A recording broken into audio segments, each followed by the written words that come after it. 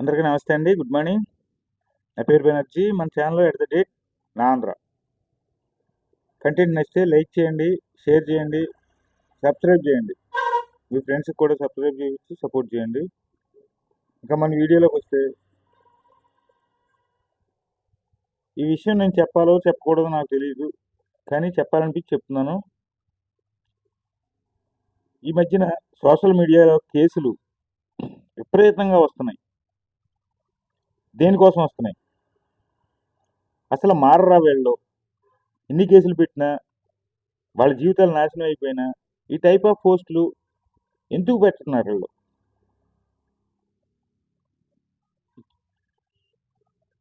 ఈ type of పోస్టులు పెట్టేవాళ్ళని ఏమంటారు?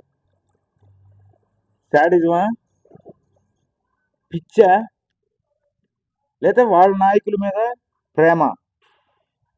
ఏమనుకోవాలి అసలు? తప్పు, చాలా తప్పు అయ్యా. ఎందుకంటే జగన్మోహన్ రెడ్డి గారిని కానీ, పవన్ కళ్యాణ్ గారిని కానీ, నారా లోకేష్ గారిని కానీ, చంద్రబాబు నాయుడు గారిని కానీ మనకి వ్యక్తిగతంగా ఏ విధమైన పగలు లేవు వాళ్ళతోటి. వాళ్ళు చేసే పాలసీల మీద ఒక్కొక్క నాయకుడికి ఒక్కొక్క అభిమానం ఉంటాడు. ఒక్కొక్క నాయకుడి పాలసీల మీద అభిమానులు పెరుగుతారు, తగ్గుతారు. అందులో మనకు నచ్చిన నాయకుడిని మనం పొగుడుకోవచ్చు. అవతల నాయకుడు ఏదన్నా తప్పు చేస్తే పాలసీల మీద అడగొచ్చు.